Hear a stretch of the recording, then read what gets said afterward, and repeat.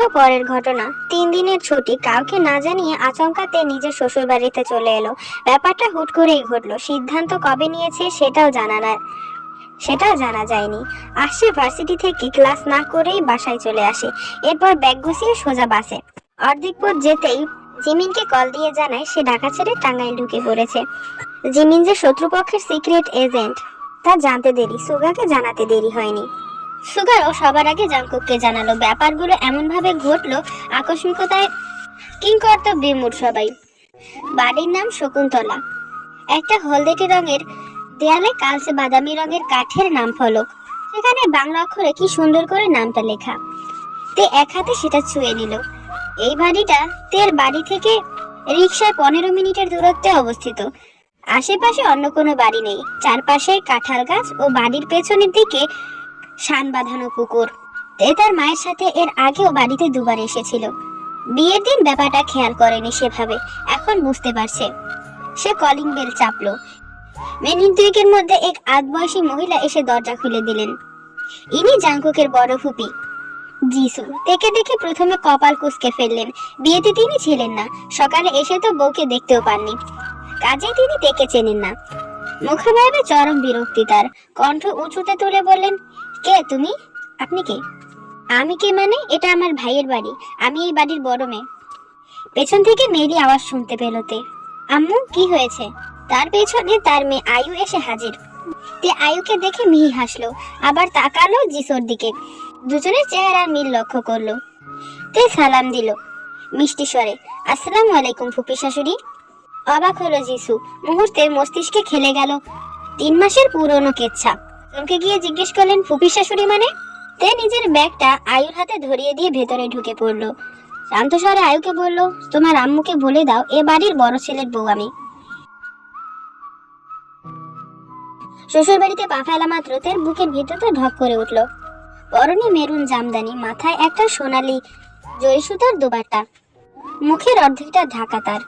তে আর চোখে এদিক ওদিক সব দিকে তাকালেও ঠিক পাশে দাঁড়িয়ে থাকা স্বামী মহাশয়ের দিকে নজর ফেলতে পারল না, কারণ লজ্জা, জড়তা, অস্বস্তি, ভয়, অশান্তি জীবনের আকস্মাত ঢেউ। বাড়ির মূল দরজা দিয়ে প্রবেশ করতেই একটা উঠান পাওয়া গেল। উঠানের মাঝে একটা শিউলি গাছ, চারপাশে বেশ অনেকগুলো ঘর। দোতলা বাড়ি এটা, এত অদ্ভুত সুন্দর, এত নান্দনিক। তারপর আচমকা থেকে উঠানের এক পাশে সাজানো জায়গাটায় বসানো হলো। সে একাই বসলো। এই দীর্ঘক্ষণ ধরে যেই খাম্বার মতো লোকটা তার সাথে ছায়ার মতো চিপকে ছিল, লোকটা এখানে নেই। আছে টুকটাক কিছু নিয়মাবলী। কিছুক্ষণ পর আয়ু নামের এক মেয়ে উত্তর রুম থেকে বেরিয়ে এলো। তার পরনে এক মলিন পোশাক, রক্তলাল, চোখ দুটো উপচে পড়ছে খুব। সে এগিয়ে এসে বলল, বউ দেখবো, সরো। দুহাতে মানুষ সরিয়ে আয়ু এসে তের সামনে দাঁড়ালো। কিছুক্ষণ তাকিয়ে রইল নথমুখী তের দিকে। ওদিকে বাকি কাজিনরা বাসর সাজাতে ব্যস্ত। আয়ুর হাসি পেল, সে এক চেয়ার টেনে ঠিক সামনে বসে পড়লো। চিবুকে হাত রেখে তের মুখ উঁচুতে তুলে ফিসফিস করে বলল, মাশাআল্লাহ, আমার জাঙ্কুকের বউ। এরপর আরো যত মানুষ বউ দেখতে আসুক না কেন, আয়ু সামনে থেকে সরল না। ধীরে ধীরে মানুষ বাড়তে লাগলো। হাঁসফাঁস লাগতে শুরু করলো তের। তার অস্বস্তি জিন বেগম বুঝতে পারলেন। আয়ুকে বললেন, আম্মু, ওকে একটু তোর রুমে নিয়ে যা, আমি খাবার পাঠিয়ে দিচ্ছি, খাইয়ে দিস। বেচারি সারাদিন ধকল গেছে। আয়ু স্বাভাবিকভাবে হেসে মাথা নাড়ে। তের এক হাত নরম ভাবে ধরে তাকে উঠিয়ে নেয়, এগিয়ে যেতে লাগে নিজের রুমে। তে পুরো রুমটাই নজর বুলিয়ে নিল। সবকিছু এলোমেলো, খাটের উপর ছড়িয়ে ছিটিয়ে আছে বইপত্র, ডায়েরি। ড্রেসিং মিররের উপর একটা কাপড় টেনে দেওয়া, আড়ালে তার কাজ ভাঙা, কাপড় চোপড় সব অগোছালো। মেঝেতে পড়ে আছে আরো কত কি। আয়ু একজোড়া জুতো এগিয়ে দিল তের দিকে। মিহি হেসে বলল, তোমার তো বিয়ে ছিল, খেয়াল করনি, সন্ধ্যা বিকেলে ঝড় হয়েছে। তে বিশ্বাস করতে চায় না। আমাদের ওদিকে ঝড় হয়নি, তাহলে শুধু আমাদের এদিকে হয়েছিল হয়তো। তারপর বাসা সাজানো হলো, চক্করে আর রুম গোছানো হয়নি। তুমি জুতা পরে নাও, ভাঙা কাজ আছে। তে পরে নিল। আপনারা তো পায়ে বিধতে পারে।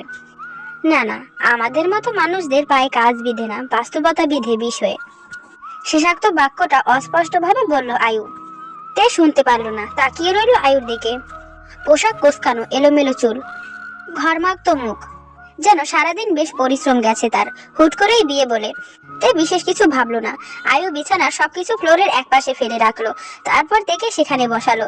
ফিক করে হেসে বলল, তোমার আবার ওসিডি নেই তো, যেভাবে তাকিয়ে আছো? তে মাথা নাড়লো, নেই। আচ্ছা, একটু সহ্য করে নাও। তারপর ওই যে দেখো, ওই রুম বরাবর সোজা দক্ষিণে যেই রুমটা আছে ওটা তোমার। কিছুক্ষণ পর খাবার এনে আয়ু তাকে বলল, আমি খাইয়ে দিই? আচ্ছা আপু। সে তেকে খাইয়ে দিতে লাগলো, তারপর বলল, তোমার বরকে দেখেছো? আমার ভাই লাগে, মামাতো ভাই। দেখেছো? তে মাথা নাড়লো, জি না আপু, দেখিনি। তুমি কিন্তু দেখতেও পিচ্ছি একটা মেয়ে। বয়স কত তোমার? 18। আসলেই তো পিচ্ছি। আয়ু শব্দ করে হাসতে লাগলো। তেও কিছুক্ষণ মধ্যে তার সাথে সহজ হয়ে এলো। খাওয়া দাওয়ার পর তারা বেশ গল্প করলো। গল্প করার মাঝেই আয়ু বলে উঠল, দেখো তুমি ছোট মানুষ, তুমি আমার বোনের মতো। তোমায় একটা কথা বলি, তুমি আমার ভাইকে দেখোনি, ও কিন্তু তোমার থেকে 21 বছরের বড়। ওর বউ বাচ্চাও আছে। সো তোমার যদি সুন্দর জীবন কাটানোর ইচ্ছে থাকে তাহলে পালিয়ে যাও এই বাড়ি থেকে। আয়ুর এমন কথা শুনে তে কথা বলতে পারছে না, গলা ধরে আসছে। প্রচন্ড চমকের দরুন বিড়বিড় করে উঠল, সংসারের গোষ্ঠীর তুষ্টি। আয়ু যেন যা চেয়েছিল তাই পেল। তের কাঁধে হাত রেখে বলল, রুমের বেড সাইড বক্স আর ফার্স্ট ড্রয়ারে একটা মেডিসিনের বক্স পাবে। ঘুমের ওষুধ আছে, পানির সাথে মিশিয়ে দিও। এরপর বারান্দায় দেখবে করিডোর আছে, সেটা দিয়ে সোজা হাতের বায়ে চলে যাবে। রাত 11টা কি 12টার মধ্যে কাজ সেরে ফেলো। 12টার পর রোজ, মানে ছোট মার মেয়ে বারান্দায় বসে বই পড়ে, বেরোতে পারবে না। আমি তোমার ভালো চাই। আয়ু আলমারি থেকে একটা কালো বোরখা ও হাবিজাবি কিছু প্রয়োজনীয় জিনিস সহ সামান্য টাকা একটা ছোট্ট শপিং ব্যাগে দিয়ে একে ধরিয়ে দিল। তে বিশ্বাস করলো আয়ুকে। ওই এক মুহূর্তের মধ্যে বাবা মা ভাই স্বামী শ্বশুর বাড়ির সব লোক সহ পুরো দুনিয়ার মানুষকে তার মিথ্যে মনে হলো। শুধু বিশ্বাস করলো আয়ুকে, আর বিশ্বাস করেই তো বাস খেলো। শ্বশুর বাড়িতে প্রবেশ করা মাত্র আয়ুকে দেখে তে শীতলায় হাসি দিল। উঠানের শিউলি ফুল গাছটাকে ভালোভাবে দেখলো। শীতের দিন যে কবে আসবে এই ভাবনা দিয়ে মুস্কি হাসলো। তন্মধ্যে জিন বেগম সেখানে চলে এসেছেন। তেকে দেখে জড়িয়ে ধরলেন, কপালে চুমু খেয়ে বললেন, মা কেমন আছিস? তে তাকে চেনে, উনি তার শাশুড়ি। তে তাকে জড়িয়ে ধরলো, ভালো আছি মা, তুমি ভালো? আমার মেয়ে আসছে, ভালো থাকবো না? জিন বেগমের চোখে পানি। ধীরে ধীরে উঠানের বাড়ির মধ্যে উপস্থিত থাকা বাকি সবাই এসে হাজির, একজন বাদে। তের দাদা শ্বশুর, যৌথ পরিবার এটা। গঙ্গীয় সাহেবের 2 ছেলে 1 মেয়ে। বড় ছেলে নাম জুন আহমেদ, তার 2 ছেলে জাংকুক ও ইয়োনো। ছোট ছেলে জেহুব আহমেদ, তার 1 মেয়ে 1 ছেলে। মেয়ে রোজ, ছেলে বুগাম ও মেয়ে জিসু। একটাই মেয়ে আয়ু। ছোটবেলায় গাড়ি অ্যাক্সিডেন্টে স্বামী মারা যায়। 2 ভাইয়ের বড় আদরের বোন, তাই তখন থেকেই এ বাড়িতে থাকতেন। এর সামনে ইতোমধ্যে বাড়ির সব মেয়েরা হাজির, পুরুষেরা বাড়িতে নেই। গঙ্গীয় সাহেব বাড়িতে আছেন, তবে এখানে আসেননি, সম্ভবত রেগে আছেন। এর সবার সাথে টুকিটাকি কুশলাদি শেষ করে নিজের রুমের দিকে পা বাড়ালো। সেদিন বাড়ি থেকে পালানোর পর আজ আবার এখানে ফিরে আসার কারণে বাড়িতে তো লঙ্কাকাণ্ড বাঁধার কথা, অথচ কেউ একটা প্রশ্নও করলো না। স্বাভাবিকভাবে নিল সব, যেন গত রাতেই সে নায়র গেছিল আর সকালে ফিরে এসেছে। গুটি গুটি পায়ে তাই রুমের ভেতর প্রবেশ করলো। ভীষণ নিজের ঘ্রাণটা বুক ভরে টেনে নিল। কে যেন বলেছিল এই বাড়িতে আর জীবনে সে প্রবেশ করবে না।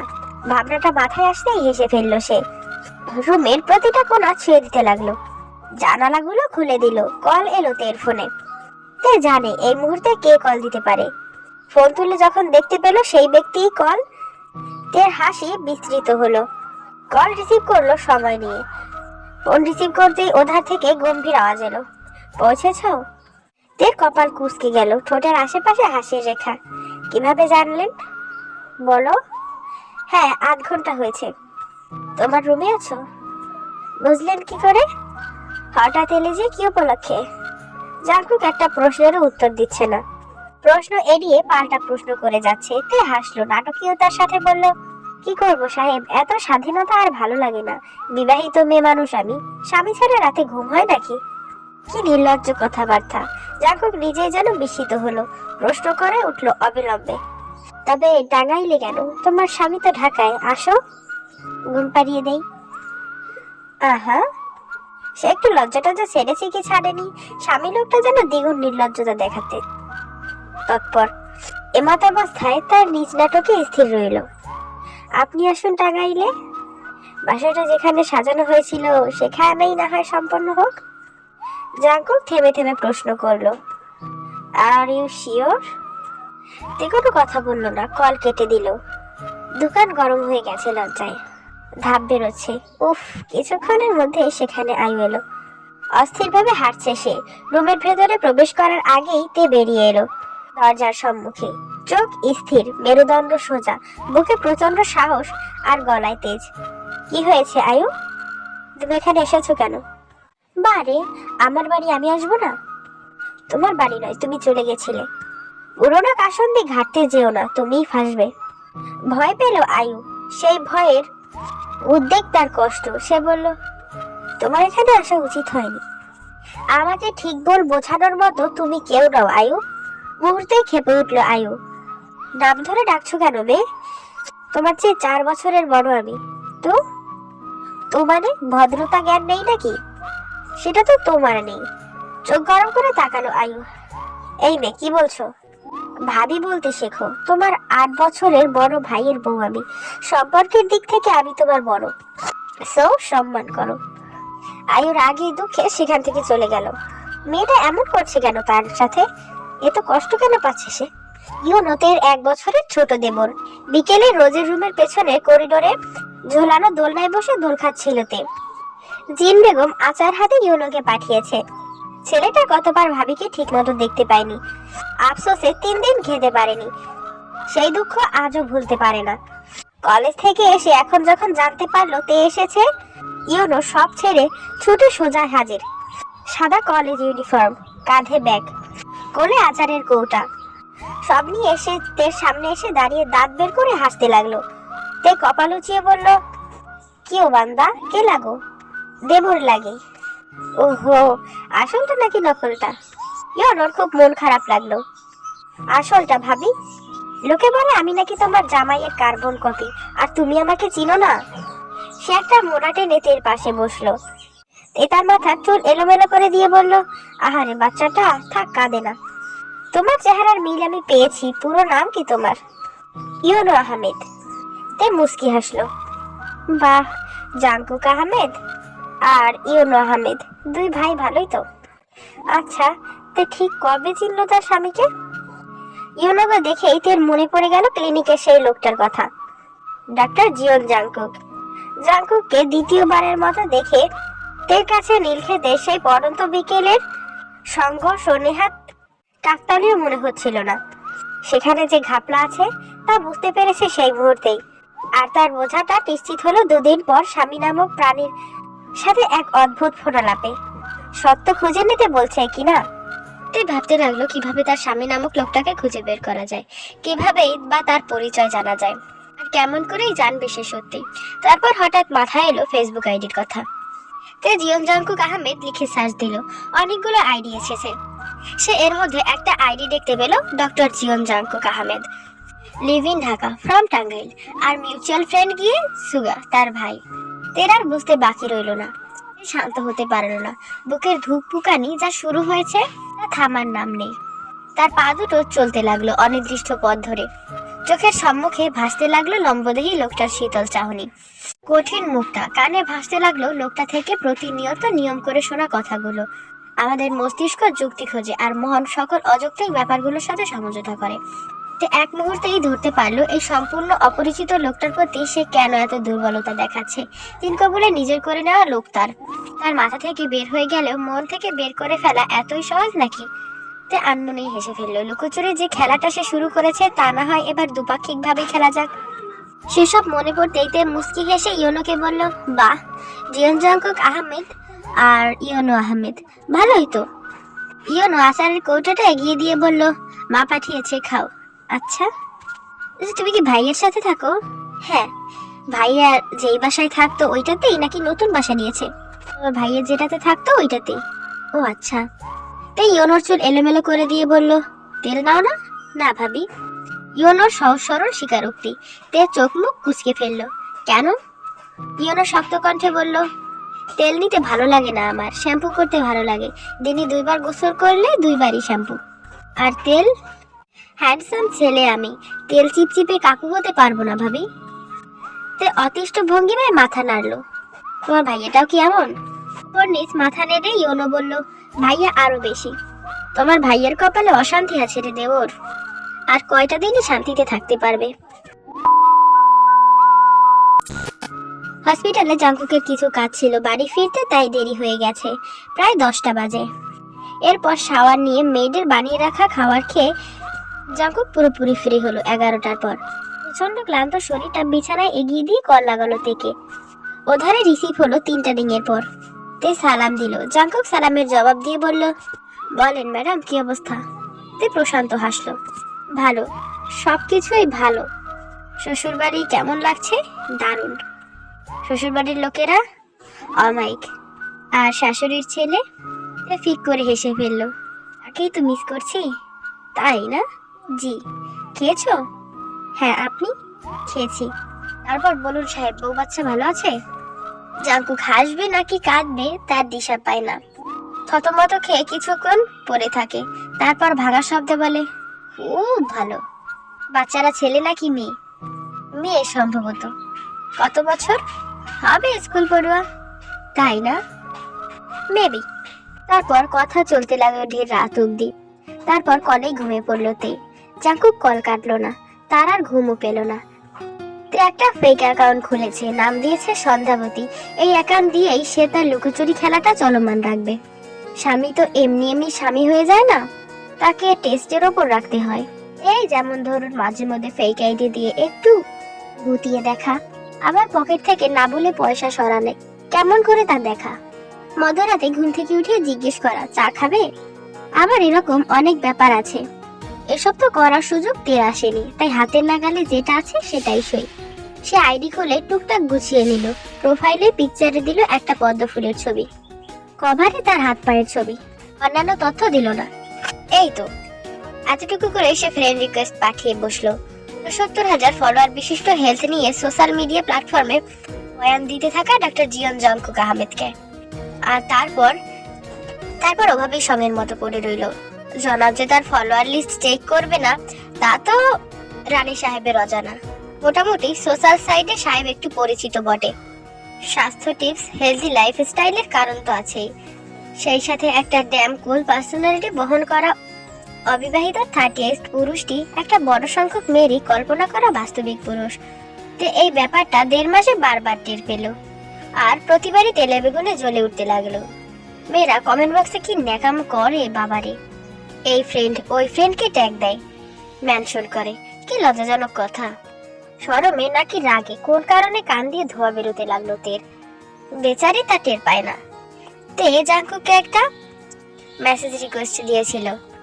ঘুম থেকে উঠে ফোনটা হাতে নিয়ে দেখলো ঘন্টাখানেক আগেই জনাব টেক্সটে রিপ্লাই দিয়েছেন, would you like to be my virtual wife. ছোট্ট একটা বাক্য, 8টা শব্দ মোটে। অনুভূতির বাড়তি প্রকাশ নেই, তবুও তের বুকের ভেতরটা ঝংকার দিয়ে উঠল। আর তারপরেই মস্তিষ্ক চেঁচিয়ে উঠল, স্বামী তুমি জনে জনে বউ বানিয়ে বেড়াও নাকি? তে তার লিখতে পারলো না। অত্যন্ত কষ্টের সাথে কাঁদো কাঁদো মুখে বিটবিট করতে করতে টাইপ করলো, আই উড। প্রেমাসুখের ভার্চুয়াল সূত্রপাতও এরপরেই ঘটে গেল। আচ্ছা, জাঙ্কুক এ কথা কেন বলল? ও কি সঙ্গীহীনতায় ভুগছে? আহারে বেচারা স্বামী। বিবাহিত বউ থেকেও তুমি বেচারা লাইফ কাটাচ্ছ, কিং সাইজের বেডে কুইন ছাড়া ঘুমাচ্ছ। জাঙ্কুকের মনের দুঃখতে বুঝলো, ভাগ্যিস সে নিজেই টেক্সট দিয়েছিল, নয়তো তো বেচারা আরেক জনদরদিকে তার ভাগেটা দিতে হতো। আচ্ছা, ভার্চুয়ালি কি আরো বউ বানিয়ে রেখেছে নাকি? কি জানি। এসব ভাবনার মাঝে ফোনে সেট করা অ্যালার্ম বেজে উঠল। ততমত খেলোতেই হাত থেকে ফোনটা পড়ে গেল বিছানার উপর। অ্যালার্মে টপিকে লেখা উঠল, দাদা শ্বশুরের মনোরঞ্জন। দীর্ঘ শ্বাস ফেললোতে ভোর হয়েছে। সে উঠে ফ্রেশ হয়ে 3 পিস পরে একটা লাল ও গোলাপি সমবায়ে তাঁতের শাড়ি পরে নিল। নাকে একটা ছোট্ট নাকফুল, হাতে দুটো সোনার বালা। নিজেকে আয়নায় দেখে তার যে কি আনন্দ লাগলো। বিয়ের তৃতীয় মাসে নিজেকে আক্ষরিকভাবেই তার স্বামীর বউ হিসেবে মন থেকে মানতে পারছে তে, সেই সাথে তার জন্য সাজতে পারছে, তাকে মনে করে লজ্জাও পেতে পারছে। এই যে এত এত পরিবর্তন একদিনে ঘটেনি নিশ্চয়ই। ঘড়িতে 7টা বাজে, তে উঠে নিচতলায় এলো। জিন বেগম সকালে ওকে দেখে ভীষণ চমকে গেলেন। এক দেখায় চোখ সরিয়ে নেওয়ার মতো দুষ্কর সুন্দরীতে কোনোদিনই ছিল না বলা বাহুল্য। জাঙ্কুকের পাশে তেকে বিশেষ মানাতো না বলেও পরিবারের একপাক্ষিক সদস্যদের গোপনে শোনা কিছু মন্তব্য রয়েছে। মেয়েটার গায়ের রং উজ্জ্বল শ্যামলা, ছোট্ট মুখটায় প্রতিফলিত আছে তার অভিমান ও সরলতার মিশ্রণ। কিন্তু মেয়েটাকে যখন গভীরভাবে লক্ষ্য করা যায়, বিশেষ করে একটুক্ষণ তাকিয়ে থাকলে, বিশেষ কিছু তো আছে এই মেয়ের মধ্যে। সেই বিশেষ কিছু এতটাই বিশেষ যে সহজে কেউ বুঝতে পারে না।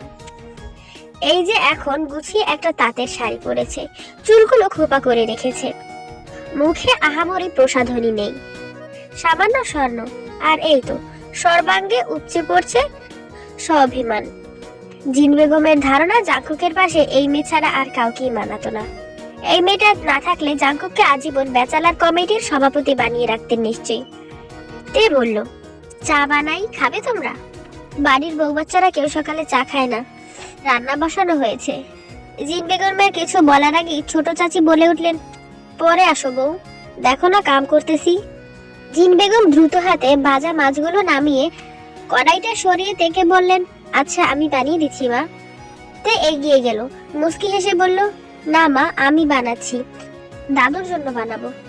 ও আচ্ছা, তাহলে তুমিই বানাও, আমি এসব এগিয়ে দিচ্ছি। তে চা বানিয়ে গঙ্গিয়া সাহেবের রুমে চলে এলো। দরজায় নক করলো সে, মৃদু আওয়াজে বলল, দাদু আসবো? ও ধার থেকে শক্ত কণ্ঠে জবাব এলো, না। তে তবুও গেল। জানালার সামনের একটা চেয়ারে বসে আছেন তিনি, হাতে খবরের কাগজ, চোখে সোনালী চৌহুদ্দির চশমা। তিনি টের পেলেন তে প্রবেশ করছে, তবে কিছু বললেন না। তে গুটি গুটি পায়ে ভেতরে চলে এলো। চায়ের কাপটা সামনের টি টেবিলে রেখে আরেকটা চেয়ার টেনে তার পাশে বসলো। শান্ত স্বরে ডাকলো, দাদু। গঙ্গীয় সাহেব এদিকে তাকাতে অনিচ্ছা প্রকাশ করলো। আমার নাতিদের সংখ্যা সীমিত, আমি আপনার বড় নাতির বউ। গঙ্গীয় সাহেব এবার তাকালেন এবং 2 সেকেন্ড দেখেই চোখ সরিয়ে নিলেন। তার এমন মুখভঙ্গি স্পষ্ট বলছে, ও আচ্ছা কন্যা, তোমার সুবুদ্ধি উদিত হয়েছে। এতদিন তবে কাকে ধার দিয়ে রেখেছিলেন? তবে শব্দ অপচয় করলেন না তিনি। তে দীর্ঘশ্বাস ফেলে বলতে লাগলো, দাদু আমরা মানুষ, জন্মের পর থেকেই ভুল করতে থাকি, ভুল থেকে শিখতে থাকি, ভুলের ঊর্ধ্বে তো নই। আমার যখন বিয়ে হলো আমার বয়স ছিল 18। আমি জানি অন্যান্য মেয়েরা 16তেই যথেষ্ট ম্যাচিওর হয়ে ওঠে, সংসার সামলানোর মতো জ্ঞান তাদের ওই বয়সেই হয়ে যায়। আবার কিছু মেয়ে আছে যাদের 20 বছরে ম্যাচুরিটি আসে না। আমি দ্বিতীয় ক্যাটাগরির মেয়ে, তাই যখন এই বাড়িতে প্রথম পা ফেলেছিলাম।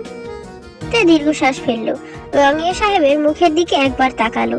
তার চেহারার কাঠিন্য আস্তে ধীরে কোমল হয়ে উঠছে, তবে এখনো শক্ততাকার অভিনয় করে যাচ্ছেন।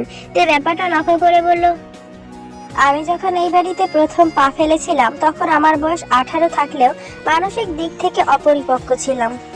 বাড়ির বাইরে প্রথম পা ফেলা, বাবা মা ভাই ছাড়া প্রথম কোথাও আসা, কেমন মিশ্র অনুভূতি হয়েছিল।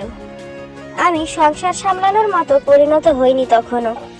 কিছু সমস্যার মুখোমুখি হলাম, বুক ফেটে চিৎকার আসছিল। বাবা মা ভাইয়া কাউকে আশেপাশে পেলাম না, মনে হচ্ছিল তারা আমাকে এক নির্জন দ্বীপে একা ফেলে চলে গেছে। আমার কেউ নেই, কোথাও নেই, আমি পালিয়ে গেলাম। তের শব্দগুলো ভীষণ নির্লিপ্ত, তার কণ্ঠ স্থির, খুব সাবলীল ভাবে বলে যাচ্ছে।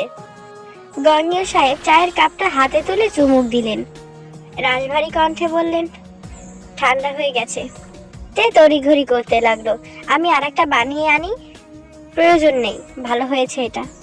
তে বুকের ভিতর ঝড়, মুখে স্মিত হাসি, দাদু আমাকে মাফ করেছেন তো? গঙ্গা সাহেবের মুখের সম্পূর্ণ কাঠিন্য গায়েব হয়ে গেছে। তিনি শান্ত কণ্ঠে বললেন, আমার সাথে তুমি কোনো অন্যায় করনি, মাফ চাওয়ার প্রসঙ্গ ওঠে না। অন্যায় যার সাথে করেছো সে কি মাফ করেছে? তুমি কি মাফ চেয়েছো? তে দুধারে মাথা নেড়ে নেতিবাচক উত্তর দিলেন। গঙ্গা সাহেব বললেন, তোমরা ছোট মানুষ, তাই বুঝো না এগুলো। একটা উপদেশ দেই, শোনো। স্বামীর মনে কষ্ট দেওয়া লাগে না, তোমার স্বামী তোমার একমাত্র নির্ভরতার স্থান। মা বাবা যতই আপন হোক না কেন, তাদের কাছে তুমি কেবল আমানত মাত্র। যেই মুহূর্তে তুমি কবুল বলেছো, সেই মুহূর্তে তুমি পুরোপুরি তোমার স্বামীর দায়িত্বে চলে এসেছো। তার কথা শুনবে, তাকে শ্রদ্ধা করবে, ভালোবাসবে। গঙ্গিয়া সাহেব থামলেন, চায়ের কাপে আর একটা চুমুক দিয়ে বললেন, পুরুষ মানুষ বেশি কিছু চায় না, তারা কেবল একটা ঘর চায়, কংক্রিটের দেয়ালগুলোর ভিতরে মায়ার বোনা ঘর। কেবল এতটুকু সে পেলে তুমি দুনিয়াতে গোটা এক স্বর্গ পেয়ে যাবে। বুঝতে পেরেছো? তে ওপর নিচ মাথা নাড়ল। জি, বুঝতে পেরেছি, ধন্যবাদ দাদু। তোমার স্বামীর কাছে মাপ চেয়ে নিও। আচ্ছা। তে আরো কিছুক্ষণ সেখানে বসে রান্নাঘরে চলে এলো। মনটা বেশ ফুরফুরা হয়ে গেছে তার। এরপর কোমরে আঁচল গুজে পাকা গিন্নি সেজে রান্নাঘরে সাহায্য করতে লাগলো। 3 দিন স্বামী ছাড়া শ্বশুর বাড়ির আলো বাতাস ধুলো সব গায়ে মেখে তে ঢাকা ফিরলো। এই 3 দিনে স্বামীর সাথে ফোনালাপ, ভার্চুয়াল সংসার ও শাশুড়ির সাথে কোমরে আঁচল গুজে গিন্নি সেজে ঘর সামলানোর সবই সমান তালে করে গেছে তে। তে রুমে এলো। লিসা তাকে দেখে জিজ্ঞেস করলো, কি হে গৃহিণী, মজা হলো? লিসা হচ্ছে তে আর জিমিনের সিনিয়র আপু, ওদের সাথেই থাকে। কি হে গৃহিণী, মজা হলো? তে হেসে বলল, সেই মজা আপু, বিয়ে করে নাও, বুঝবা। মজার বিবরণ দাও, চোখ মুখ দেখে তো মনে হচ্ছে না শান্তিপূর্ণ মজলিস থেকে ফিরেছো। লিসার এক হাতে একটা বিড়াল গুটিসুটি মেরে শুয়ে আছে। তে জিজ্ঞেস করলো, এটা কার আপু? ও, বিড়ালটা উপরতলার ভাড়াটিয়ার। কি সুন্দর আপু, নাম কি? ওর নাম হচ্ছে ইভ। তে চোখ মুখ জল জল করে উঠলো। সে বিড়ালটাকে নিজে কোলে নিল।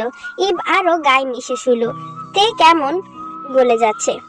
সে বলল, আরে বাহ, ইভ অর্থ সন্ধ্যা, আর তে মানে ও সন্ধ্যা। কি দারুণ মিল। পরপরই তে লিসার দিকে তাকালো। আপু, আমি ওকে কিছুক্ষণ আমার সাথে রাখি? হ্যাঁ, রাখো। লিসা তের ব্যাগটা ওর হাত থেকে নিয়ে রুমের এক কোনায় রেখে খাটে আয়েশ করে বসলো। অতি কৌতূহলী চাহনি তার, গায়ে গলায় আহ্লাদ। বলো তো এবার শ্বশুর বাড়ির মধুর হাঁড়ি কেমন লাগলো? তে ইবকে কোলে নিয়ে চেয়ার টেনে সামনে বসলো। হাপিব তের সব শব্দের ছোঁয়াতে বের করতে লাগলো। বিবাহের 3 মাস পেরিয়ে গেছে আপাজান, আমার এখনো বাসর হয় নাই। শ্বশুর বাড়িতে শ্বশুর নাই, দেশের বাইরে গেছেন। স্বামীর বিছানায় স্বামী নাই। ওদিকে রায় বাঘিনী ফুপাতো ননদিনী যেন সাক্ষাৎ শালি চুন্নি। আমার বর চুরি করতে উঠে পড়ে লেগেছে। মা মেয়ে দুজনে চেহারাতেই চোর চোর ভাব, গাটা জ্বলে যায়। লিসা অত্যন্ত দুঃখের সাথে বলল, তো 3 দিন কি করলে ওখানে? ফিস ফিস করে বলল, সত্য বলবো? আলবাত সত্য বলবে। তো শোনো। তে নড়ে চড়ে বসলো। লিসার ভীষণ আগ্রহী মুখটার দিকে তাকিয়ে বলল, প্রেম করেছি। তে বিষয় নিয়ে প্রশ্ন করলো, কার সাথে? তোমাকে বলবো না। কেন? তুমি যদি স্বামীকে প্রেমিকের খবর জানিয়ে দাও? লিসা থতমত খেয়ে গেল। জাঙ্কুকের সাথে তার পরিচয় আছে, সেই থেকেই তো জিমিন আর তেকে নিজের সাথে রেখেছে। মেয়েটার খোঁজ খবর নিয়মিত জাঙ্কুককে জানাচ্ছে। এগুলো তো গোপন খবর, তে কি কোনোভাবে জেনে গেছে? না না, তা কি করে হয়, এত সহজ নাকি জানতে পারা? অথচ তে বোধহয় পুরোটা না হলেও অনেকটা জেনে গেছে। তার জানার পরিসীমার বিস্তৃতি লিসা আন্দাজ করতে পারল না। বাড়িতে কথা হবে এমন বাহানায় সে নিজের রুমে চলে এলো। আর তারপর কল লাগালো জাঙ্কুককে। জাঙ্কুক গাড়িতে ছিল। গতদিন কিছু প্রয়োজনে তাকে শহরের বাইরে যাওয়া লেগেছিল, সেখান থেকেই ফিরছে। পথিমধ্যে কল পেয়ে সে রিসিভ করলো। ওপাশ থেকে লিসা অস্থির চিত্তে বলতে লাগলো, ভাইয়া তে মেবি প্রেম করছে, এখন কি হবে? জাঙ্কুক প্রথমত সেকেন্ড 2-1 জন্য হকচকিয়ে গেল, পরপর হেসে উঠল। অসার্থক গলায় বলল, চিন্তা করো না রে লিসু, ভাবি তোমার ভাইয়ের সাথেই প্রেম করছে। লিসার বিস্ময় আকাশ ছিল। কাঁদো কাঁদো হয়ে সে বলল, আমি তোমাদের একটুও বুঝতে পারি না, আমি জানি না আমার মাথার ব্রেন গরমে গলে গেছে নাকি তোমরা এলিয়েন। জাঙ্কুক জবাবে হেসে বলল, তো ম্যাডাম কি করছে, বাসায় পৌঁছেছে কখন? এই তো ভাইয়া 15 মিনিট হলো, ফ্রেশ হচ্ছে। হয়ে গেছে মেবি, তুমি তাকে কল দিয়েই জেনে নাও। আমি আমার বয়ফ্রেন্ডকে কল দিই। তোমাদের কাহিনীর প্যাচে আমার মাথাটা ভো ভো করছে।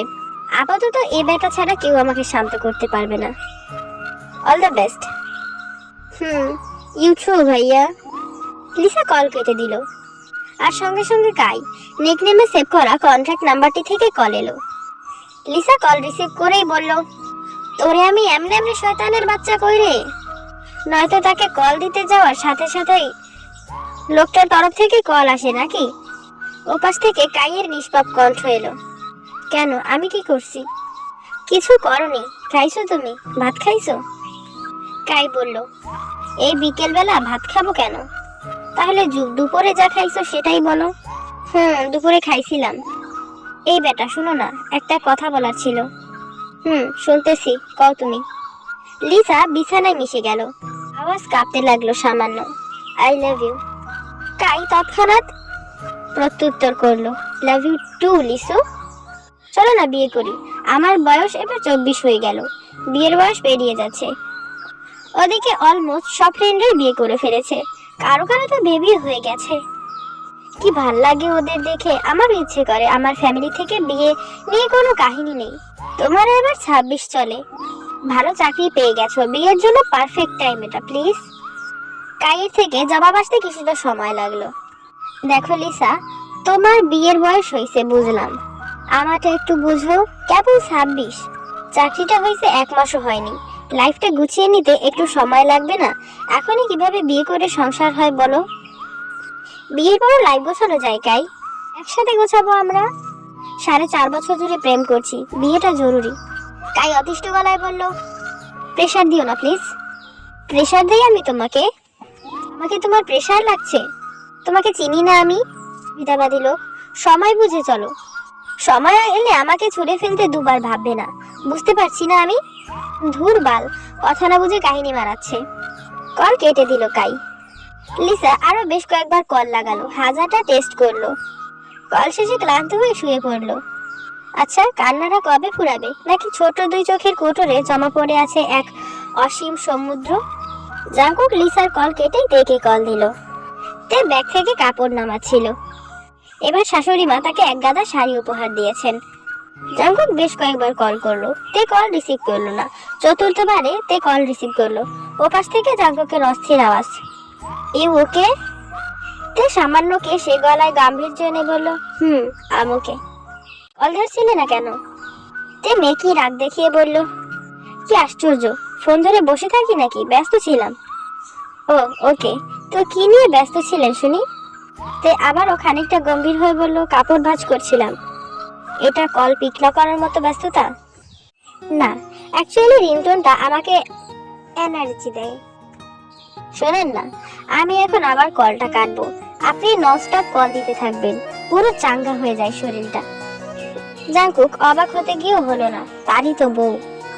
তে কল কাটলো না, বারান্দার পর্দা সরিয়ে ফেলে জিজ্ঞেস করলো, তো সাহেব আছেনটা কই? বাসায় নাকি অন্যত্র?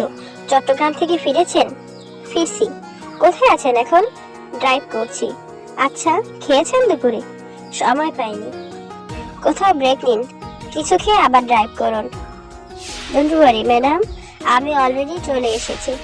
আচ্ছা, তুমি কেন খাওনি? তে চমকে গেল, বুঝলেন কি করে? আমরা কখনো নিজে রিয়েলাইজ না করা অবধি সামনের মানুষটার সিচুয়েশন বুঝি না। আমরা নিজেরা ভালো না থাকলেই কারণে অকারণে সামনের মানুষটাকে জিজ্ঞেস করি, ভালো আছো? আর তখন সে যদি বলে ভালো নেই, রিলেট করি, মন খারাপ করি। তোমার মন খারাপ হচ্ছে, খাওনি কেন? সম্ভবত আমার লাইফ গেমে অভ্যস্ত হয়ে উঠতে পারিনি। আমি আপনার সাথে পরে কথা বলবো, সাবধানে ফিরবেন। রেস্ট নাও, আর আমি আছি। মিথ্যা আশ্বাস দেবেন না, শেষ অবধি কেউ থাকে না, আমি থাকবো। অনিশ্চিততা করবেন না। তে কল কেটে দিল। তারপর আচমকা বৃষ্টি নামলো। তার কেন জানো এই বৃষ্টিতে ভিজতে খুব ইচ্ছে করছে।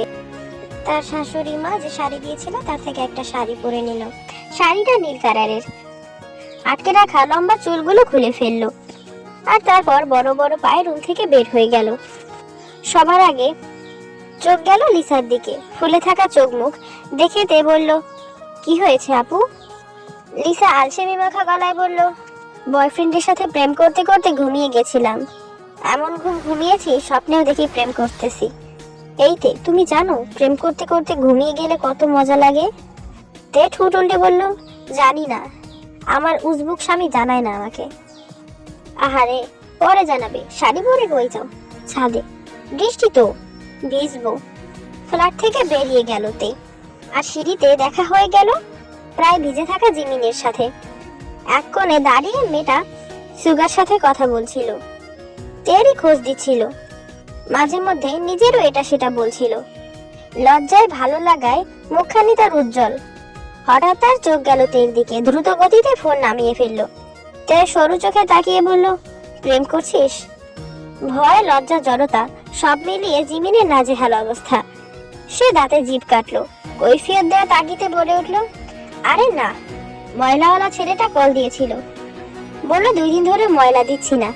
আমিও জানালাম বাড়িতে 2 জন পরিষ্কার রমণী আছি, 3য় জন শ্বশুর বাড়িতে, সে নাই, আবর্জনাও নাই। আজ আসছে, আপনি আগামীকাল ময়লা নিতে আসবেন, এগুলোই আর কি। তে সন্দেহ করলো না মোটেও, নির্বিকার ভঙ্গিমায় বলল, ময়লাওয়ালাকে ডেট করছিস? ইন্টারেস্টিং, দেখা করাস। বিল আমার, ভালোবাসা তোমাদের। অজ্ঞতা জিমিনকে মানতেই হলো। আচ্ছা ঠিক আছে। তে ছাদের দিকে চলে যেতেই জিমিন ফোন কানে তুললো, তড়িঘড়ি করে বলে উঠল, সুগা ভাইয়া কিছু মনে করো না, জানোই তো তোমারই বোন কেমন। গম্ভীর মুখেই সুগা বোনের ছেলে মানুষিতে না হেসে পারল না। ইটস ওকে, কিছু মনে করিনি, তুমি ফ্রেশ হও, খাও কিছু। আচ্ছা, জিমিনের বুকের ভিতর শুরু হওয়া এই আকস্মাত তাণ্ডবগুলোকে সে কিভাবে নেভাবে? তে ছাদে গিয়ে দুহাত ছড়িয়ে দাঁড়ালো। ক্ষণিকের ঝুম বৃষ্টিতে সমগ্র গা প্রশান্ত হয়ে উঠল তার। নীল শাড়িটা গায়ের সাথে লেপটে গেল, চুলগুলো পিঠে, ঘাড়ে, কানে, গালে এলোমেলো ভাবে ছড়িয়ে। সুখ জিনিসটা পৃথিবী থেকে বিলুপ্ত প্রায়। ভিজতে ভিজতে বিকেল গড়িয়ে গেল। সন্ধ্যার পূর্ববর্তী সময়। আকাশে এখনো আলোক ছোটা দৃশ্যমান। বন্ধরত চোখ তার, ঠোঁটের কোণঠাসা মিষ্টি হাসি। দুহাত ছড়িয়ে সে ঘুরতে লাগলো, আর তারপর আকস্মাত থেমে দাঁড়ালো। চোখ ঘুরিয়ে তাকালো সোজা সিঁড়িঘরের দরজা বরাবর। ওধারে এক আচ্ছা পুরুষ অবয়ব দণ্ডায়মান। বৃষ্টি বিলাসী, তে দৃষ্টি স্বাভাবিক। ঠোঁটের কোণায় অদৃশ্য হাসি। সে বিড়বিড় করে বলল, ডাক্তার সাহেব, মহাকাশে বৃষ্টি নেমেছে, দেখতে পাচ্ছ কি? ক্লান্ত জাঙ্কুক সিঁড়ি বেয়ে উঠতে গিয়ে লজ্জাবতী জিমিনকে সিঁড়িতেই পেয়ে গেল। জিমিন জাঙ্কুককে দেখেই মিলিয়ে গেল। ভাঙা ভাঙা শব্দে বলল, ভাইয়া কি অবস্থা ভাইয়া? ভালো সব। জাঙ্কুক ওপর নিচ মাথা ঝাঁকালো। ভালো। এখানে কি করছো? তেমন কিছু না। কেমন কি তা বোঝা যাচ্ছে। রুমে গিয়ে আগে নিজেকে মিররে দেখে নিও। জিমিন আরো খানিকটা লজ্জা পেল। দমে গিয়ে বলল, ভাইয়া তেজ ছাদে গেছে। তাই নাকি? জাঙ্কুক জিমিনকে বিদায় জানিয়ে ফ্ল্যাটে না গিয়ে সোজা ছাদে এলো। আকাশ ভেঙে ঝুম বৃষ্টি তখন। মেঘেদের তাণ্ডব। ওদিকে বৃষ্টির সাথে বিলাসিনীর এহেন বিলাল্লাপনায় জাঙ্কুক দৃষ্টি সহায়তা প্রথমত হিমশিম খেলো। আবসা ঝাপসা হয়ে আছে সম্মুখের সবটা। তার মধ্যে দিয়েই ডাক্তার সাহেবের মাইনাস পাওয়ারের চশমা দিয়ে শানিত চোখ দুটো দেখে নিয়ে গেল প্রিয় স্ত্রীর সবটায়।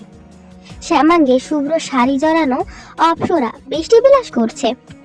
চোখ মুখে উপচে পড়ছে হাসি, দুহাত ছড়িয়ে রাখা। সে ঘুরতে লাগলো। ঘুরতে ঘুরতে আচমকা এদিকেই ঘুরে দাঁড়ালো। চোখ দুটো খুলে তাকালো সোজা সামনে, সরাসরি জাঙ্কুকের দিকে। চমকায়নি সে, বিস্মিতও হয়নি, যেন সব স্বাভাবিক। বিষয়টা জাঙ্কুককে ভাবালো। তার মধ্যেই মেয়েটা বিড়বিড় করে কিছু বলল, শুনতে পায়নি সে, শুনতে তাগিদ দেখায়নি। তারপর আরেকটা বিদ্যুৎ ঝলক। চোখের নিমিষেই সিঁড়িঘরের দরজা থেকে গায়েব হয়ে গেল জাঙ্কুক। তে আনমনে হেসে গেল। আর তার মিনিট 5 মধ্যে ছাতা হাতে জাঙ্কুক সামনে এসে দাঁড়ালো, একদম মুখোমুখি। তার প্রতিটি পদক্ষেপ যেন একটি একটি করে দূরত্ব মেটানোর সংজ্ঞা।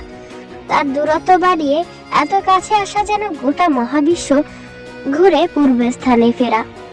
এবারেটাই সে আরো অভিজ্ঞ, প্রচন্ডতায় অনুভূতিপ্রবণ। মধ্যতে অর্ধ ধীরে ধীরে জাঙ্কুক কাছে এসে মধ্যতে অর্ধ হাতে তফাৎ রেখে জারিয়ে বলল, তাকিয়ে রইল তের বৃষ্টি ভেজা অশ্রু সজল চোখ দুটোর দিকে। কি মায়াময় চাহনি, আর তাতে কি ঝাঁঝালো শাসানি। জাঙ্কুকের আওয়াজ বারবারের মতোই কর্কশ, কণ্ঠে গাম্ভীর্যের সাথে লেপ্টে আছে ঐশ্বরিক যত্ন। অসময়ের বৃষ্টি এটা অসুখ করবে। তের বুকের ভেতরটা প্রথম কথায় কেঁপে উঠল। বাইরে ঝড়ো হওয়া, সাথে তাণ্ডব মাতানো বৃষ্টি, অথচ গলাটা শুকিয়ে এলো নিমেষেই। তে তাকিয়ে রইল অপলক, ছোট্ট ঠোঁট দুটো কাঁপছে, বিটবিট করছে কিছু বলার প্রচেষ্টায়। জাংকুক শুনতে পেল সে বলছে, বুকের ভিতরে ধ্বংসাত্মক জ্বর বইছিল, মনের আকাশে মেঘ জমেছিল ধূসর রঙের। অবশেষে বৃষ্টি নামলো, যেন এক নতুন শুরু। বুঝতে পারছো? জাংকুক বুঝতে পারছে লুকোচুরির খেলাটার সমাপ্তি যে এত শীঘ্রই টানা লাগবে উভয় পক্ষে তা টের পায়নি। কে কিভাবে জানলো, কিভাবে বুঝলো, কেউ তা নিয়ে মাথা ঘামালো না। এই সময় এই অবস্থায় সবকিছুর ঊর্ধ্বে কেবল বেহায়া অনুভূতিগুলো। জাংকুক তের জটলা পাকানো কথার মর্ম বুঝতে পারলো, মাথা নাড়লো। এবার তের দৃষ্টি জলমল করে উঠল, শুধু উঠল অবিলম্বে। এত ছলনা কেন ডাক্তার সাহেব? এই প্রশ্নের উত্তরটা জাংকুকের মুখ ফুটে দেওয়া লাগলো না। দক্ষিণা বেগে বাতাস ছুটলো, বৃষ্টির দিক পরিবর্তন হলো। বৃষ্টি আর ছাতা মানল না, গা ভিজিয়ে দিল তুমুল উদ্যমী হয়ে। জাংকুক দীর্ঘশ্বাস ছেড়ে ছাতা ফেলে দিল, মুহূর্তেই ভিজে গেল দুজন। গম্ভীর মুখ রাজপুত্র তখন বলে উঠল, তুমি এমনটাই চেয়েছিলে। এমনটা কি চেয়েছি? নাটকীয় প্রেম পেয়েছি? পাচ্ছ? তে হেসে উঠল, হাস্যোজ্জ্বল চোখ দুটোর পাতার ভাঁজেও বৃষ্টি জমেছে। সেই বৃষ্টির সাথে যে জল ধরা হইছে তা মূলত নোনা জল। প্রকৃতি বিলাসে এক অদ্ভুত শান্তি আছে। চোখ দিয়ে গড়িয়ে পড়া দুঃখগুলোকে এত কাছ থেকেও কেউ দুর্বলতা হিসেবে দেখতে পারে না, বৃষ্টির জলের সাথে মিলিয়ে ফেলে। তে জাংকুকের চোখ দুটোতে আকস্মাৎ কিছু দেখতে পেল, অদ্ভুত কিছু, অনিন্দ কিছু। তার পুরো দুনিয়াটা এদিক ওদিক দুলে গেল। অশান্ত আওয়াজ ডেকে উঠল সে, ডাক্তার সাহেব। বলো। ভালোবাসেন আমায়? তোমার কি মনে হয়? বাসো, ভালোবাসো, কিন্তু কতটা বলো? তুমি জানো, তুমিই বলো। অপরিসীম আর ব্ল্যাক হোল। তোমার চোখ, আর আপনার চোখ দুটোই আমায় দেখতে পাচ্ছি। জাংকুক মোহগ্রস্তের ন্যায় বলল, এখানে এসেই আমার পৃথিবী থেমে গেছে। তে একখণ্ড হাসলো, তারপর কেমন গম্ভীর হয়ে গেল। ঠোঁট বেঁকে গেল উল্টো দিকে, মলিন হয়ে এলো চোখ দুটো। জাংকুক নিজের হাত তের গালের উপর দিয়ে ওঠাতে ওঠাতে জিজ্ঞেস করলো, কি হয়েছে? তে উদাসীনতায় দু কদম পিছিয়ে গেল। তার চাহনিতে জলজল করছে অভিমান, আত্মসংযম। ঠোঁট তীর তীর করে ভঙ্গিমায় বলে উঠল, প্রিয় অসুখ, মনের সাথে সন্ধি ঘটানোর আগে স্পর্শ নিষিদ্ধ। ফিসকে এক হাসির সাথে জাংকুক মাথা নাড়ল, নোটেড ম্যাডাম। তে এবার জাংকুককে রেখে রুমে চলে গেল। তে রুমে এসে সোজা মেঝেতে বসে পড়ল, হাত পা থরথর করে কাঁপছে তার। জিমিন ফেসবুকিং করছিল, ভিজে চিপচিপে তেকে এরকম অবস্থায় দেখে বিচলিত হলো। এগিয়ে এলো, তের সামনে হাঁটু মুড়ে বসলো, ওর ভেজা গালে আলতো হাত বুলিয়ে বলল, তে। তেহি, এই চেমরি, কি হয়েছে তোর? তাকা। তে তাকালো, ডাক শোনা জবাবে বলল, কি? তোরে এমন পাগলের মতো লাগতেছে কেন? সব ঠিক আছে? আমারে বল, বল না। জিমিনের আওয়াজ কেমন কাঁপতে লাগলো, কাঁদো কাঁদো আওয়াজে বড় করুণ শোনালো। তের মোটেও করুণা হলো না, সে হেসে ফেললো অনায়াসে, পাগলের মতো সে হাসি। বড় দাপুটে আওয়াজে বলে উঠলো, জিমিনা, আমি আজ আমার মানুষটাকে কাছ থেকে দেখেছি। মাশাআল্লাহ, সে এত সুদর্শন, আমার পাগল পাগল লাগছে। তো ভেজা কাপড়ে জিমিনকে জড়িয়ে ধরলো। জীবনও সংকোচ করলো না ভিজে যাওয়ার। বোনের মতো বান্ধবীকে দুই হাতে আজলায় আগলে নিয়ে বলল, পৃথিবীর সর্বোচ্চ সৌভাগ্য তোর হোক। তে হাসতে লাগলো শব্দ করে, ওই মানুষটা আমৃত্যু আমার ভাগ্যে থাকুক। শকুন্তলা বাড়িটা মূলত বেশ শৌখিন ও নান্দনিক। পারিপার্শ্বিক সব দিক দিয়েই এলাকায় এর নান্দনিকতা সুবিদিত, অথচ ভেতরটার প্রতিচ্ছবি ভিন্নই বটে। গঙ্গীয় সাহেবের রিটায়ার্ড হওয়ার পর থেকে তিনি হারিয়েছেন নিজের কাঠিন্য, আর বাড়ি হারিয়েছে কঠোর শাসন। আর তাই তো খামখেয়ালিপনায় এ বাড়িতে আজকাল অদ্যত দেখিয়ে যাচ্ছে পরের বাড়ির এক মেয়ে। দোতলার একটি রুমে আজও যেন ঝড় বয়েছে, সবকিছু লণ্ডভণ্ড। মাস কয়েক আগে নতুন করে লাগানো ড্রেসিং টেবিলের আয়নাটি পুনরায় ভেঙে গুড়িয়ে রয়েছে। ভাঙা কাঁচ দিয়ে মেয়েটি পাগলের মতো নিজের হাতে দাগ কেটে যাচ্ছে, কাছে, অথচ বোঝা যাচ্ছে না, শব্দ হচ্ছে কেবল গোংরানোর। পাগল হয়ে যেতে আর কি বাকি রয়েছে? সে রক্তমাখা হাত নিয়ে চোখ মুছলো, হাতের রক্ত গায়ে মুছলো। এরপর ডায়েরি তুলে লিখতে লাগলো, আমার সবটুকু সুখ। থামলো আয়ু, পৃষ্ঠাগুলো উল্টালো, আর তারপর প্রথম পৃষ্ঠা থেকে পড়ে যেতে লাগলো। প্রিয়তম সুখের অসুখ। আমার বয়স তখন 15 ছুঁই ছুঁই, বাবা কার অ্যাক্সিডেন্টে মারা গেল। এতটুকু লিখে দীর্ঘশ্বাস ফেললো আয়ু। দুই ভাইয়ের একমাত্র আদরের বোন হয়ে আমার মা ওই বাড়িতে মানিয়ে নিতে পারলো না, চলে এলো এখানে আমাকে নিয়ে। ঈদের সময় তুমি সপ্তাহের ছুটিতে এসেছিলে। আমি জানি না ওই মুহূর্তে আমার কি হলো। আমার ছোটবেলা থেকে তোমার প্রতি হিংসাত্মক ব্যবহার এক নিমেষেই বদলে গেল। বিশ্বাস করো, অস্বীকার করার জো নেই। আমি একটু একটু করে পুরো দুনিয়া এলোমেলো করার ভালোবাসাটা বেসে ফেলেছিলাম তোমাকে। আর তারপরে 8টা বছর তোমাকে ভালোই বেসে গেলাম, একতরফাভাবে ভালোবেসে গেলাম। সবচেয়ে মজার ব্যাপার কি শোনো, আমি তোমাকে না পেয়েও তোমাকে সবটা পেয়ে গেছি। কিভাবে? তুমি কখন ঘুমাও, রাতে কবার ঘুম ভাঙে, তুমি বারান্দায় আসো কিংবা লাইট জ্বালাও, কফিতে কতটুকু পরিমাণ চিনি পছন্দ করো, রাতে কি খাওয়ার ক্রেভিংস হয় তোমার, কোন রঙগুলো পছন্দ করো, কোনগুলো দেখতে অসহ্য লাগে তোমার, কয় কদম পর পর হাঁটতে গিয়ে অন্যমনস্কতায় মাটিতে বিপরীত লাত মারো, চুল কতটুকু হয়ে গেলে কেটে ছোট করো, কতটুকু ছোট করো, কখন বিষণ্ণ লাগে তোমার, কখন খুব উল্লাসে থাকো, সব জানি আমি, মুখস্থ আমার।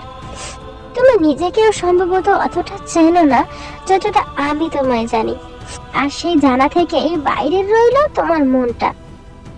আমি যখন একটু একটু করে গোটা তুমিতে মরেছিলাম, তুমি তখন অন্য এক নারীকে নিয়ে ভবিষ্যতে স্বপ্নবন ছিলে জাঙ্কুক। আচ্ছা বলো তো, কি কমতি ছিল আমার মধ্যে? আমি দেখতে সুন্দর, পড়াশোনায় ভালো, আর তোমায় ভালোবাসতাম খুব করে, তবে তুমি কেন আমায় হলে না? আচ্ছা, বিনা সাধনায় তোমাকে যেই নারীটি পেয়ে গেল, সে কি জানে তোমাকে চাইতে চাইতে একটা মেয়ে নিজের জীবন যৌবন নষ্ট করে ফেলেছে? সে কি জানে তোমার সামান্য সর্দি হলে একটি মেয়ে মোনাজাতে বসে পুরো রাত কাটাতো? সে কি জানে তোমার মুখোমুখি এক টুকরো হাসি লোভে হাজারটা পাগলামো করে বেড়াতো একটা মেয়ে? সে কি জানে? জানে না, জানবেও না। সে শুধু এইটুকুই জানবে, একটা মেয়ে তার সংসারটা নষ্ট করতে চেয়েছিল। সে শুধু এতটুকুই জানবে, একটা মেয়ে তার স্বামীকে তার থেকে কেড়ে নিতে চেয়েছিল। কিন্তু জাঙ্কুক, আমার থেকে বিচ্ছিন্ন জাঙ্কুক, তুমি তো জানো, জানো না? তুমি জানো না তোমার আয়ু অমন নয়। জানো নিশ্চয়ই, সে অনায়াসে তোমাকে অন্যের হাতে দিয়ে দিতে পেরেছে, কিন্তু একটু একটু করে ওই নারীটা তোমাকে পুরোপুরি নিজের করে নিচ্ছে, তা দেখতে পারছে না। ওকে ভীষণ ব্যথা। এই অবধি লেখা ছিল। আয়ু পুনরায় কাগজ কলম ফেলে নিজের রক্তাক্ত হাত চেপে ধরলো, সেই রক্ত নিয়ে পুরো কাগজ রঙিন করে তুললো। অদ্ভুত লাল চোখ দুটোই কি ভীষণ জ্বালা, বাস্তবে আছে ভেঙে চূর্ণ বিচূর্ণ হয়ে ওঠা স্বপ্নের কাজ। আয়ুর হাত কাঁপছে ভীষণ, এভাবেই কাঁপছে তার চোখ দুটো, ঠোঁটের ভাঁজ, সমগ্র গা। সে কাঁপা কাঁপা হাতে শেষটুকু লিখলো, জাঙ্কুক, আমি ভেবে অবাক হই জানো, তোমাকে নিয়ে আমার দেখা সব স্বপ্নই পূরণ হবে, অথচ প্রকৃতি সহজ কিছু মানতেই পারে না। আমার দেখা সব স্বপ্ন ঠিকই পূরণ হবে, কিন্তু আমার জায়গায় থাকবে ওই মেয়েটা, কি যেন নাম, তে, তোমার সন্ধ্যা, সন্ধ্যাবতী, তাই না? আচ্ছা জাঙ্কুক, আয়ুয়ের চেয়ে জাঙ্কুকতে বেশি ভালো শোনাচ্ছে, তাই না? ইতি, আমাকে দেওয়া তোমার কোনো ডাক নাম কখনোই ছিল না। আচ্ছা, তোমার বউ কি তোমায় অতটা মুগ্ধ হয়ে দেখে যতটা মুগ্ধতায় নিয়ে আমি তোমাকে দেখি? তুমি তাকে জড়িয়ে ধরো নিশ্চয়ই, চুমু খাও, বুকে নিয়েও ঘুমাও, তাই না? তে রুমে বসেছিল, বসে বসে তার সন্ধ্যাবতী অ্যাকাউন্টে জাঙ্কুকের টেক্সট এসে জমা হয়েছে সেগুলো দেখছিল। একটা নয়, দুটো নয়, তিনটা। পড়ার জন্য ইনবক্সে ঢুকতে যাবে, অমনি ফোনে কল আসে। জিন বেগমের কল, তার শাশুড়ির। তে কল রিসিভ করে লম্বা করে সালাম দিয়ে বলল, আম্মা ভালো আছো? জিন বেগম সালামের জবাব দিয়ে বললেন, আল্লাহ ভালো রেখেছে, তুমি ভালো আছো? জি আলহামদুলিল্লাহ। পড়াশোনা কেমন চলে? আমার সংসার যে ভালোই চলে। সংসার কেমন চলে? কচুর মতে চলে আম্মা। এমনিতে তো ভালো লাগে, মজা আছে, কিন্তু চুলকায় খুব, তাই খাইতে পারি না। জিন বেগম হাসলেন, আম্মা আমার সংসার তো এমনই, একটু মেনে নেওয়া লাগে, একটু মানিয়ে নেওয়া লাগে, আর তারপর যখন সংসারটাকে পুরোপুরি আপন করে নেবে, কারো কোনো কথায় আর তোমার কষ্ট লাগবে না। স্বামী ভালো হলে তো দুনিয়াতেই স্বর্গ পাওয়া যায়। তখন অ্যালার্জির সমস্যাটাও গায়েব হয়ে যাবে, বুঝলে মা? তো মাথা নাড়লো, আনমনে নরম গলায় জিজ্ঞেস করলো, আমি চেষ্টা করব আম্মা, আমি জানি তুমি পারবে। জি। গত সন্ধ্যা থেকে জাঙ্কুক একবারও তাকে কল দেয়নি, তে নিজেও দেয়নি, অস্বস্তির জড়তা আর ভয়াবহ লজ্জায়। স্বাভাবিক হতে লাগলো সর্বনিম্ন 24টা ঘন্টা। এটুকু সময়তে এদিক ওদিক লাফিয়ে বেরিয়েছিল, ফিরে নিয়েই কল দিত, কিন্তু দিয়ে কি বলতো, উফ লজ্জা। তার মধ্যে শাশুড়ি আম্মা কল দিয়েছে। তে মিনমিন স্বরে বলল, আম্মা তোমার ছেলের সাথে কথা হয়েছে? সকালে হয়েছিল, বুয়া গ্রামের বাড়ি গেছে 3 দিন ধরে, তো কল দিয়ে বলল ওর নাকি ভাজা পোড়া খেতে ইচ্ছে করছে, কিছু রেসিপি যেন দেই। তুই থেমে থেমে শুধালো, বাসায় আছে? হ্যাঁ, আজ হসপিটালে যায়নি, ছুটিতে আছে। হঠাৎ ছুটি, কি উপলক্ষে? জিন বেগমের কণ্ঠে দ্বিধা। তুমি জানো না? না তো, কি হয়েছে আম্মা? দীর্ঘশ্বাস ফেললেন জিন বেগম। ছেলেটা কাউকে কিছু বলে না, এ তো মা আওয়াজ শুনে টের পেয়ে যায় সবটা, আর বাকিদের জানাবেও না। তার খারাপ লাগলো ভীষণ, মলিন গলায় বলল, আর বইল না আম্মু, ছেলেটা এত বড় হয়ে গেল, এখনো নিজের ভালো বোঝে না, ওর গায়ে বৃষ্টি সয় না, কাল নাকি আবার ভিজেছে। তে আটকে উঠল।